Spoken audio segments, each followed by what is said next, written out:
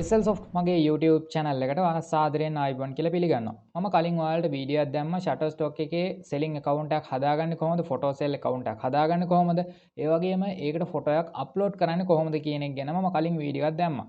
එතකොට ඔයාලා ගොඩක් කට්ටිය කමෙන්ට් කරලා තිබ්බා ඒකට ඒ වගේම මට ප්‍රයිවට් මෙසේජ් දාලා තිබ්බා Shutterstock එකෙන් කොහොමද අපි සල්ලි withdraw කරගන්නේ කියන එක.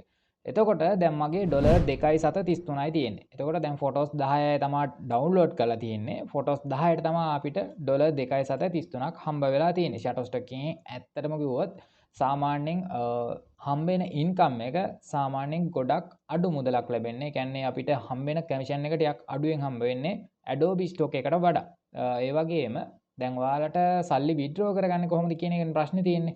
earning කියන තැනට ආවට පස්සේ ඔයාලගේ බලා ගන්න පුළුවන් total amount එක $2.733ක් කියලා පෙන්නනවා. එතකොට දැන් ඔයාලගේ balance එක ඔයාලට පෙන්වන්න පුළුවන්. හරිද? ඊට පස්සේ මෙන්න මෙතනින් ඔයාලට තියෙන්නේ account settings ගිහිල්ලා මෙහෙම account settings වලට ආවට පස්සේ account settings වල පහළම තියෙනවා payout information කියලා. ඊට පස්සේ අපි payne account එක add කරලා තියෙනවා. ඒ වගේම payout email එකක් දාලා තියෙනවා. ඊට පස්සේ අපිට minimum payout එකක් දීලා තියෙනවා. හරිද? එතකොට අපි කොච්චරක් එකතු වුණාමද මේකේ ඔටෝම withdraw වෙන්නේ.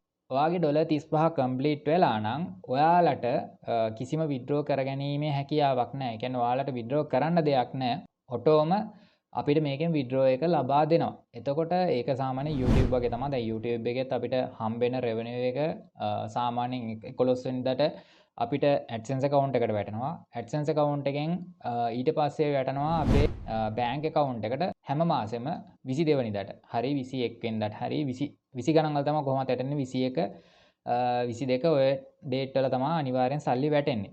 එතකොට අන්න ඒ විදිහට තමයි මේ Shutterstock එකෙමුත් ඔයාලට සල්ලි හම්බ වෙන්නේ. minimum payout එකට ඔයාලට මෙතනින් type කරන්න දෙන්නේ.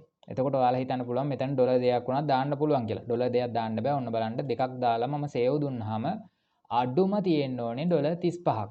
හරිද? ඊට පස්සේ උපරිම $2000. ඊට පස්සේ දැන් ඔය ගාන තමයි අපිට withdraw කරන්න දෙන්නේ.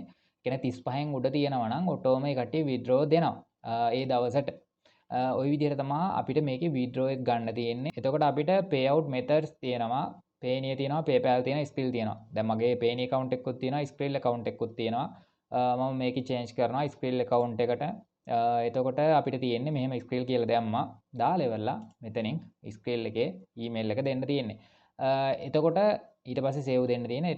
එච්චරයි කරන්න තියෙන්නේ. ඊට පස්සේ අපි upload කරන තරමට තමයි අපේ revenue එක වැඩි වෙන්නේ. මොකද අපේ photos download වෙන විදිහත් එක්ක තමයි අපේ හදන creative භාවයත් එක්ක තමයි අපේ income එක තීරණය වෙන්නේ.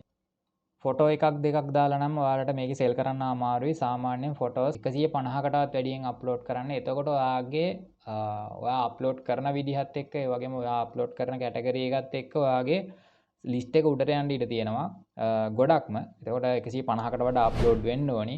එහෙම වුණාම ඔයාලට පුළුවන් සැලකිය යුතු මුදලක් මේක හරහා උපය ගන්න පුළුවන්. කිසිම මහන්සියක් වෙන්නේ නැතුව ඔයාලට මහන්සි වෙන්න තියෙන ෆොටෝ එකක් එඩිට් කරන්න හරි ෆොටෝ එකක් ගහන්න හරි විතරයි. ඊට පස්සේ ඔයාලට ෆොටෝ එක අප්ලෝඩ් කරලා බලන් ඉන්න තියෙන එකම ෆොටෝ එක 100 පාරක් ඩවුන්ලෝඩ් වුණත් ඔයාලට එතනින් ඉන්කම් එකක් ලැබෙනවා. එතකොට ඔයාලට සැලකිය යුතු මුදලක් මේක හරහා උපය ගන්න පුළුවන්. මම හිතනවා මේ වීඩියෝ එක ඔයාලට ගොඩක් වැදගත් වෙන්න ඇති කියලා. වැදගත් වුණා නම් අනිවාර්යෙන් කමෙන්ට්ස් අවශ්‍යයි. කමෙන්ට් කරන්න, ලයික් කරන්න, ෂෙයා කරන්න අමතක කරන්න එපා. දැන් මාව subscribe කරලා නැත්නම් පහලින් එතරතු පාඩෙන් subscribe කියලා බටන් එක ඒකත් click කරන්න. ඒ click කරන side එකේ වැටේ bell icon එකක් ඒකත් click කරන්න. එතකොට මම දාන වීඩියෝස් ඔයාලට notification මාර්ගයෙන් ඔයාගේ ළඟටම ගෙන්න ගන්න පුළුවන්. එහෙනම් හැම දිනාටම සුබ දවසක්.